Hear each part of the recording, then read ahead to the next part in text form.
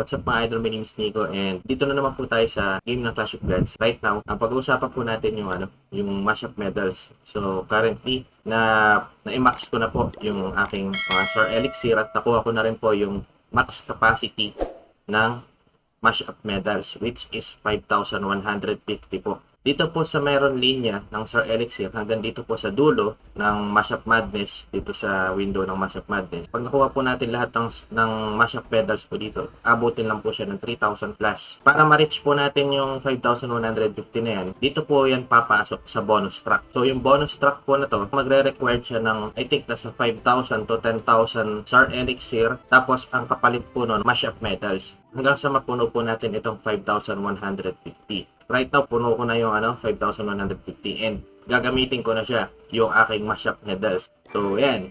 So, bali, ito pong mashup madness event, itong event deals na to, makikita rin po ito dito sa trader. So, ito po yung negro po dito sa, para may nagpa-pop up na logo ng Builder Elixir. Diba? So, kung nasaan, nandito rin po natin mabibili yung ating mga gems para sa mga magic items, yung ating mga raid medals, dito rin po natin mabibili. Tapos, nandito rin po yung Mashup Madness o yung event po ngayong Halloween na kung saan natin gagamitin yung ating Mashup medals. So, ito po yung pinagdedebatehan po ng marami. Ano raw po ba ang pinaka-worth it dito na bilhin? Sa totoo lang po, lahat yan worth it bilhin. Depende po yan sa preference ng player. Depende sa gagamitin niya o sa pangangailangan niya. So, ako, para sa akin, ang pinaka-okay dito is itong mga limited. Itong mga limited na nakalagay dito, kagaya nitong syempre itong Ghost Queen o yung Legendary Skin. So, ang halaga po niya is 4,650. Tapos, itong isa rin po sa pinag-iisipan kong bilhin kung yung Ghost Queen ba o itong mga limited obstacle o yung mga limited decoration. Kasi sa totoo lang, malaking din to, malaking sa parang kung collector ka, parang maganda rin siya na makuha. So, yan yung mga limited. As long as limited yung isang item dito sa game, talagang siya, worth it siya bilhin. So, pero para sa akin, itong Ghost Queen, ito na muna unahin ko dahil sa main account ko to. And I don't think na lalabas din kasi ito sa sa sale.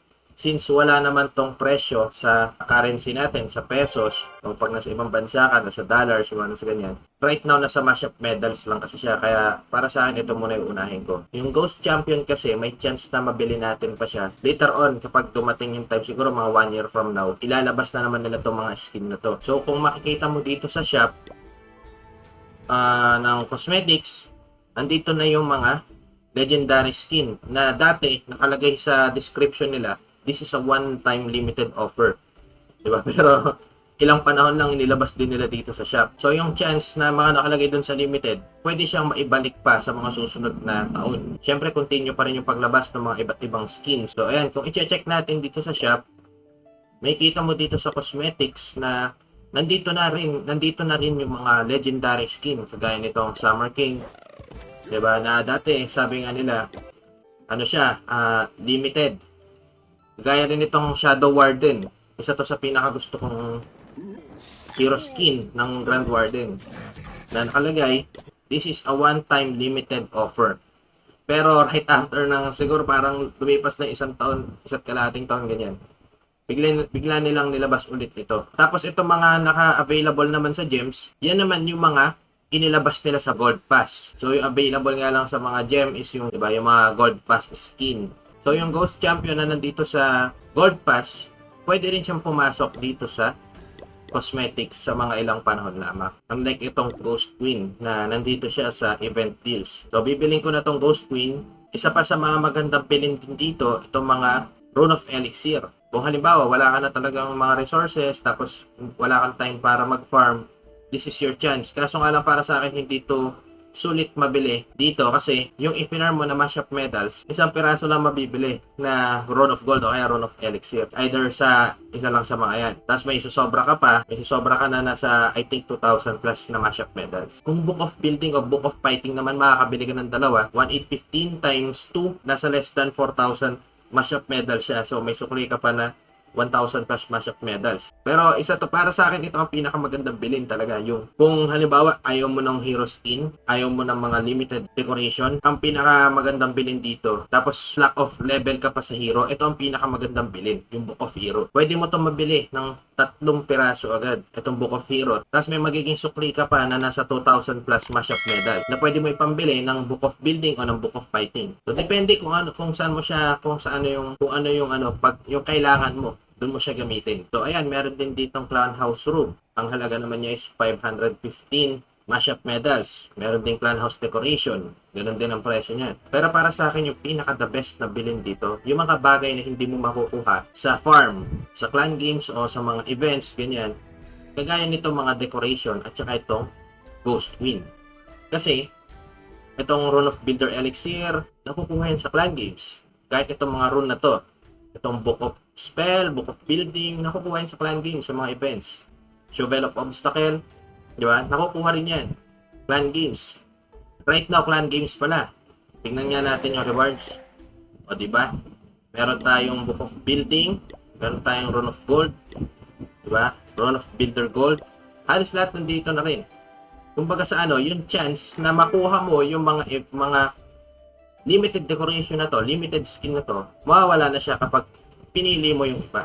Pero hindi ko sinasabi na wag mong piliin itong mga gaya nga nasabi ko, depende yan sa pangangailangan mo. Pero para sa akin lang naman, in my own opinion, ito yung pinaka sulit bilhin. It's either decoration o kaya itong Ghost Queen. So ngayon, ang pinaka final decision ko na talaga, Ghost Queen ang kukunin ko.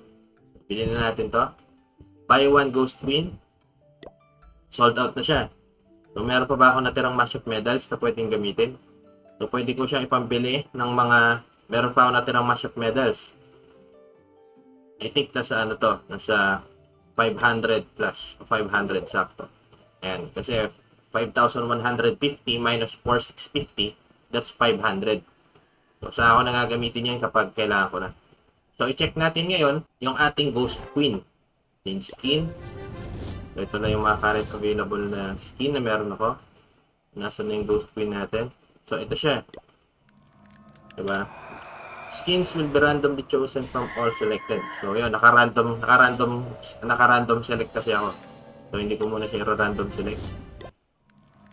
Select ko tong Ghost Queen.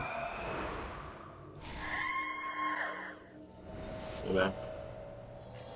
Kung nagdo-Dota kayo, para siyang Kung naglalaro kayo ng Dota, di ba? O ng Dota 2, para siyang si either Queen of Pain o si Probilus, di ba?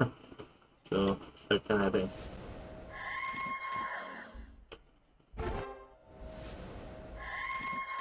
Napaka-forma animation niya. So, bali ito po yung legendary Ghost Queen skin.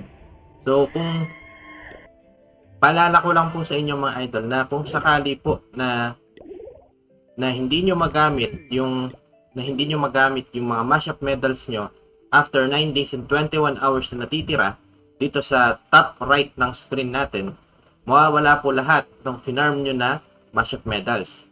So yung mashup medals po na yon na dapat ipambibili mo na ng mga nandito sa event deals, mawawala po siya. Tapos mapapalitan po siya ng mga gold o ng mga resources. Gold, gems, or elixir. I think nasa ganyan po siya. Para po siyang sa gold pass o sa silver pass na kapag hindi mo na-claim yung mga nakalagay na mga rewards nandito sa na available na para i-claim mo, kapag hindi mo siya na-claim right after ng event po na to, mawawala po siya. So, yung chance mo na magkaroon ng legendary skin, ng chance mo na magkaroon ng mga limited decorations, na makuha itong mga runes at saka mga books at mga magic potions na to, mapapalitan lang po siya ng mga resources. So, huwag nyo na pong hintayin na mawala pa itong event na to bago nyo gamitin yung mga mashup medals po na finarm nyo po.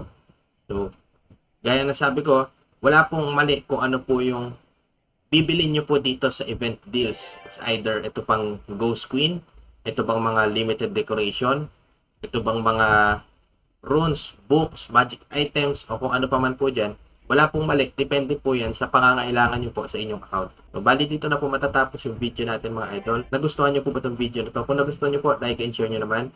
may mga tanong, suggestion, reaction po kayo, comment nyo lang po sa baba. And I'll try my very best para ma-reply ko po kayo sa isa.